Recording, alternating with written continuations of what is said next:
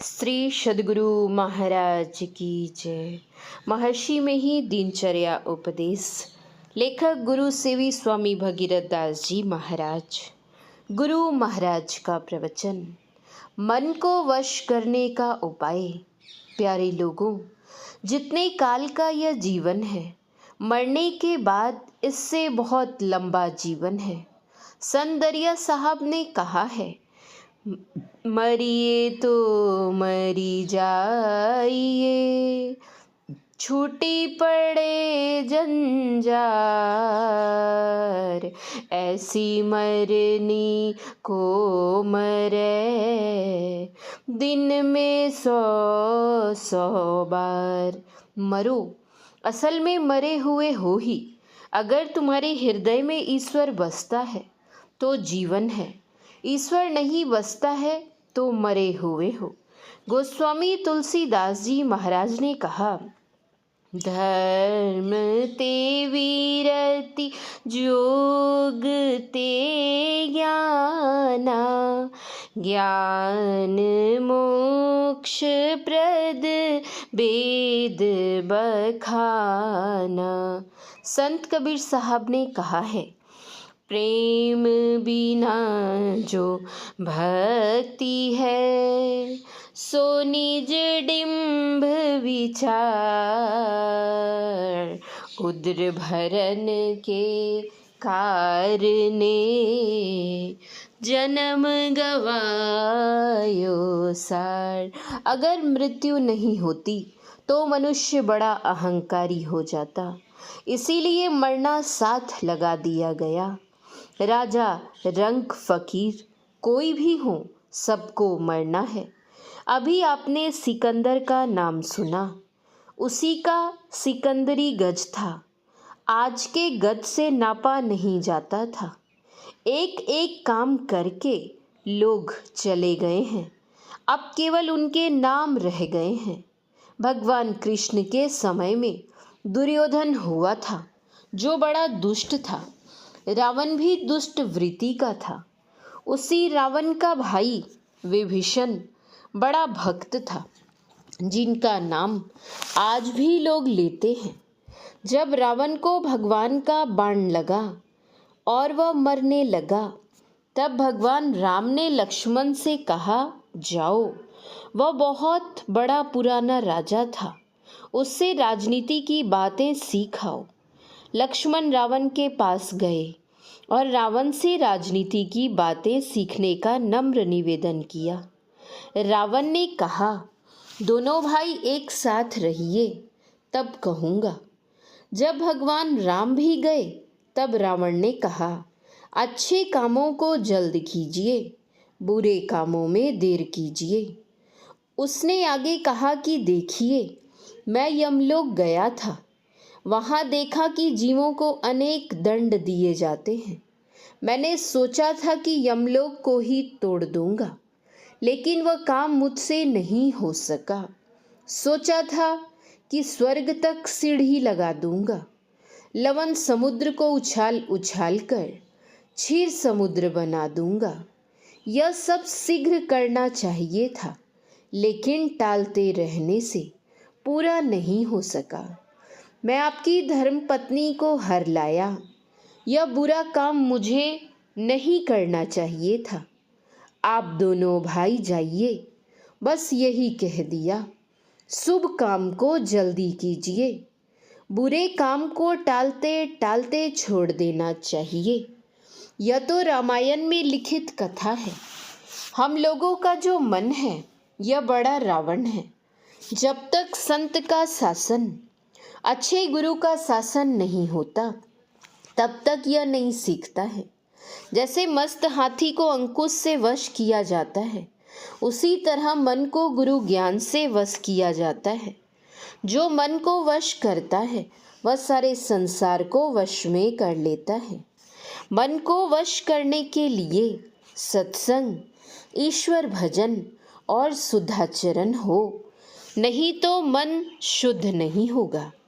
कुछ लोग कहते हैं कि भजन करता हूँ, लेकिन मन भाग जाता है। भगवान कृष्ण ने कहा है, मन भागे तो तुरंत उसे समेटो। इस तरह करते करते मन समेट में आ जाएगा। जब मन समेट में आ जाता है तब पवित्रता आ जाती है। एक सेठ था, उसके पास बहुत काम थे। उसके पास एक साधु आए। सेठ ने साधु से कहा कि महाराज, मेरे पास इतने काम हैं कि वे समाप्त ही नहीं होते, इसलिए मैं दुखी हूँ। साधु ने कहा कि मैं तुम्हें एक भूत देता हूँ, इसको जो काम बताओगे तो वह झट से कर देगा। यदि कोई काम नहीं बताओगे तो तुम ही को मार देगा। देखो, जब अंतिम काम करना बच जाए तब मुझे याद करना, मैं चला आऊँगा। उस सेठ ने जो जो काम बताया वह भूत सब करता गया। एक ही काम जब बाकी रहा तब उसने साधु को याद किया। साधु बाबा आए। उन्होंने उस भूत से कहा कि एक बांस लाओ। भूत बांस ले आया। साधु ने कहा कि इस बांस को सीधे रूप में जमीन में गाड़ दो और इस पर चढ़ो उतरो, यही तुम्हारा काम रहा। वह भूत कुछ ही देर में सेठ को छोड़कर भाग गया। मन भी पूरा भूत है, इसको कभी सत्संग में लगाओ, कभी गुरु की सेवा में लगाओ, कभी भजन में लगाओ। इस तरह करते करते भजन बन जाता है। भजन करने से संस्कार बन जाता है। भजन करो, इसका संस्कार मन पर पड़ेगा। शरीर छूटने से शरीर को जला दिया जाता है। इसके अंदर जो जीवात्मा रहता है उसको नहीं जलाया जा सकता। जीवात्मा जलाया जा सकता तो लोग श्राद्ध क्यों करते? आप ईश्वर के अंश जीवात्मा हैं। ईश्वर नष्ट नहीं होता। आप ईश्वर के अंश हैं, इसलिए आपका भी नाश नहीं होगा।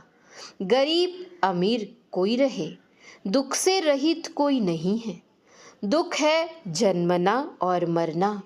यह दुख भजन करने से, सदाचार का पालन करने से छूट जाता है। श्री सद्गुरु महाराज की जय। सत्संग योग भाग 4 से गुरु महाराज की वाणी। स्थूल मंडल का एक शब्द जितना मीठा और सुरीला होगा, सूक्ष्म मंडल का वही शब्द उससे विशेष मीठा और सुरीला होगा। इसी तरह कारण और महाकारण मंडलों में जहाँ तक शब्द में विविधता हो सकती है, उस शब्द की मिठास और सुरीलापन उत्तरोत्तर अधिक होंगे। कैवल्य पद में शब्द की विविधता नहीं मानी जा सकती है।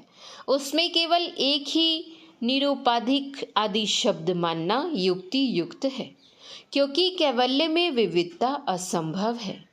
शब्दातीत पद का मानना तथा इस पद तक पहुँचने के हेतु वर्णात्मक शब्द का जप, मानस ध्यान, दृष्टि योग और नादानुसंधान, इन चारों प्रकार के साधनों का मानना संत वाणियों में मिलता है। अतएव संत मत में वर्णित चारों युक्ति युक्त साधनों की विधि अवश्य ही माननी पड़ती है। नादानुसंधान में पूर्णता के बिना परम प्रभु सर्वेश्वर का मिलना व पूर्ण आत्मज्ञान होना असंभव है। बिना गुरु भक्ति के सुरत शब्द योग द्वारा परम प्रभु सर्वेश्वर की भक्ति में पूर्ण होकर अपना परम कल्याण बना लेना असंभव है। कबीर पूरे गुरु बिना पूरा शिष्य न होए, गुरु लोभी शिष्य लालची दुनिदा झन होए।